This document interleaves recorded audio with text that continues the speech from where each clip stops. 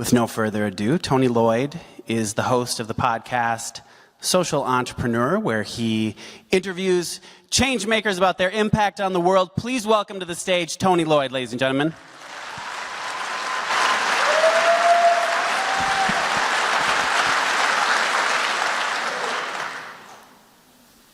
On September 24th, 2014, President Barack Obama stepped off of Marine One, and as he did, he had a coat over his left arm. He had a cell phone in his left hand, and in his right hand, he had a cup of coffee, and in his haste, he snapped a salute, which of course this video played in a continuous loop the next day on Fox News as they were outraged. And if you wanted to be outraged, they provided us a hashtag so we could all be outraged together. Now, because that is trending on social media, it gets picked up by the mainstream media. It was the only thing people could talk about that day. Now, Democrats were not going to leave this alone. They became outraged that people were outraged. And they started posting pictures like this, but it sucked all the oxygen out of the newsrooms. It was the only thing we could talk about. What we missed that day was President Obama, when he stepped off of Marine One, he was on his way to the UN to deliver a speech on climate change, something that will probably, kill our planet.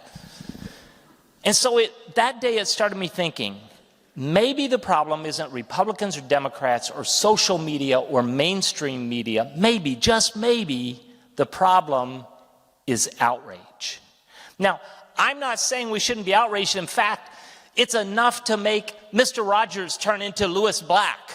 You want to have a good day? Thank you for laughing for that. And so we can be outraged about a lot of things. In fact, if you aren't outraged, the UN has been nice enough to provide us with a list of 17 things that we should be outraged about. And actually, outrage is probably the appropriate reaction to some of this stuff. Now, the problem with perpetual outrage is it leaves us powerless and hopeless and cynical. It depletes our energy. It keeps us from getting to change. Now, moral outrage is the easy part. It's the cheap parlor trick. But when we add moral courage, then it ignites our moral imagination, and it becomes a moral compass that creates a movement.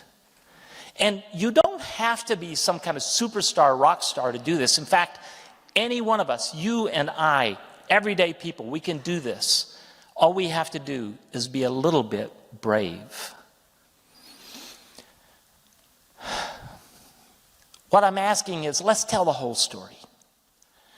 When we only tell the part that is outrageous, we feel powerless, but when we combine that with solutions, we have hope, we have energy, we're uplifted, we can make change.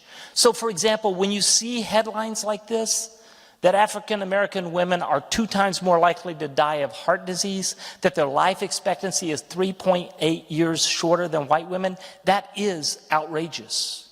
But when you talk to Morgan Dixon, she has the courage to imagine 1 million black women walking together. And Morgan says, when black women walk, things change.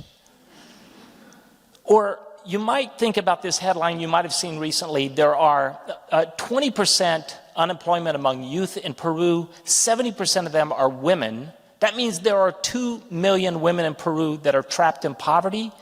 But when you are Mariana Costa, and you can have the courage to imagine a code academy where you teach poor young women how to code, and they get jobs in the tech sector at 3 times their previous income levels. Or this. Outrage is the appropriate response to violence against women. And yet, Joy McBrain, from right here in Minnesota, she went beyond outrage. She had the moral courage to start Fair Anita, where she creates livelihoods for thousands of women around the world. And those women are now escaping from domestic violence. And so these are everyday people, just like you and me. They had the courage that ignited their moral imagination. And then that became a moral compass that became a movement. So here's all I'm asking. Let's tell the whole story. And when we do, it creates a moment when we can dial down the outrage and turn up our social good. Thank you.